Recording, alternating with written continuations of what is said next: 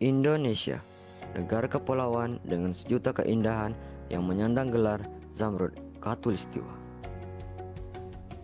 Di balik keindahannya, ia pun menyimpan teka-teki yang mendebarkan sepanjang masa.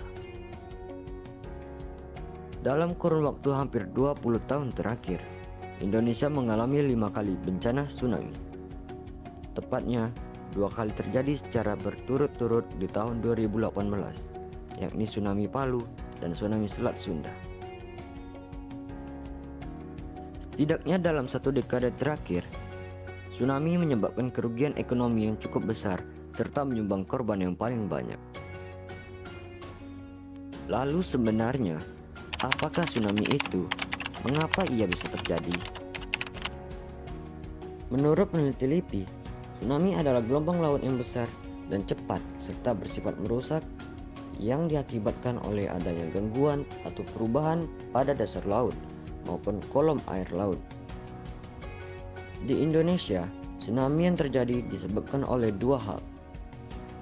Yang pertama, karena letak Indonesia yang berada di Pacific Ring of Fire atau cincin api Pasifik.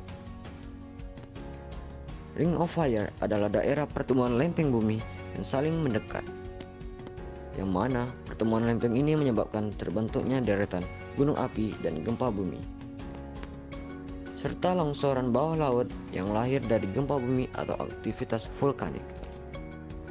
Penyebab tsunami yang kedua adalah jatuhnya meteor ke bumi yang berpotensi menghasilkan tsunami dengan kekuatan yang besar.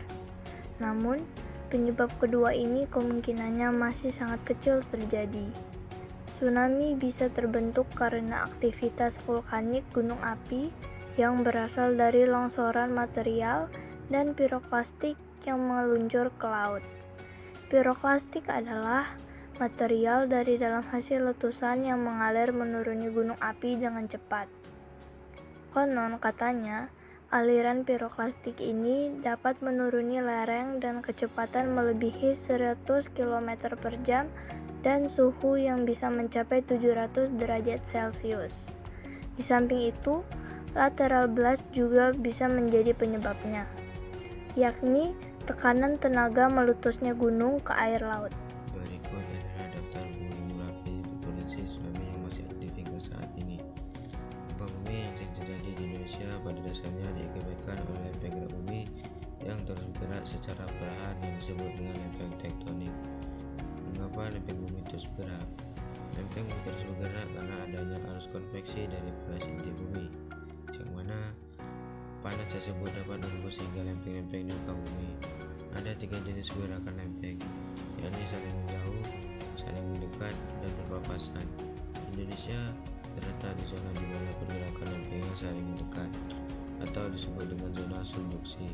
Terdapat 3 lempeng besar yang saling mendekat, yaitu lempeng Indo-Australia, lempeng Eurasia, dan lempeng Pasifik. Pergerakan lempeng yang secara terus-menerus ini melahirkan hampir 300 patahan atau sesar aktif di seluruh Indonesia. Dari sinilah, jika terjadi gempa tektonik di bawah laut dengan magnitud yang kuat, maka peluang tsunami terbentuk akan semakin besar.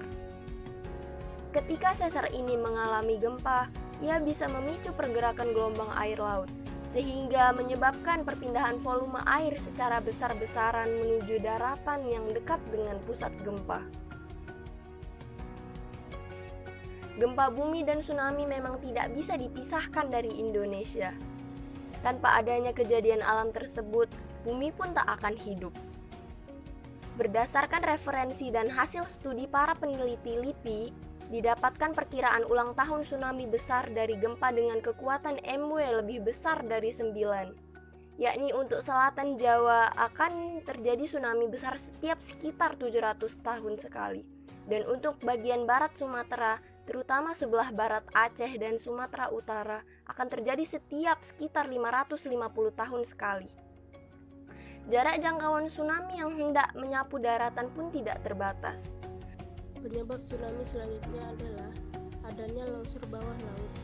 Longsor bawah laut ini bisa terjadi karena adanya gempa di dalam laut maupun ada sesar daratan aktif yang kemudian memicu terjadinya longsor dan menimbulkan tsunami.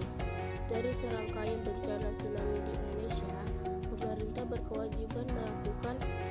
mitigasi bencana agar bisa meminimalisir jumlah korban dan kerugian ekonomi. Sudah ada beberapa peraturan pemerintah yang mengatur tentang mitigasi bencana. Salah satunya adalah peraturan tentang batas sempadan pantai. Meskipun sedang dalam tahap perhitungan, peneliti LIPI menganjurkan agar pemerintah daerah bisa memberikan batas sempadan pantai minimal 300 meter untuk tak dijadikan kawasan pemukiman. Tak hanya itu, penanaman hutan mangrove yang sehat juga termasuk cara yang murah dan efektif dalam meredam gelombang tsunami. Warga setempat pun juga harus memiliki respon cepat saat terjadi gempa besar. Umumnya, tsunami akan tiba setelah dipicu gempa besar berdurasi cukup lama, yakni 30 detik atau 1 menit. Ketika itu terjadi, berlarilah sekencang mungkin menuju daratan yang lebih tinggi. Oleh karena itulah, diperlukan kolaborasi yang baik antara pemerintah, masyarakat, dan lembaga-lembaga terkait dalam mengupayakan mitigasi bencana yang efektif dan efisien.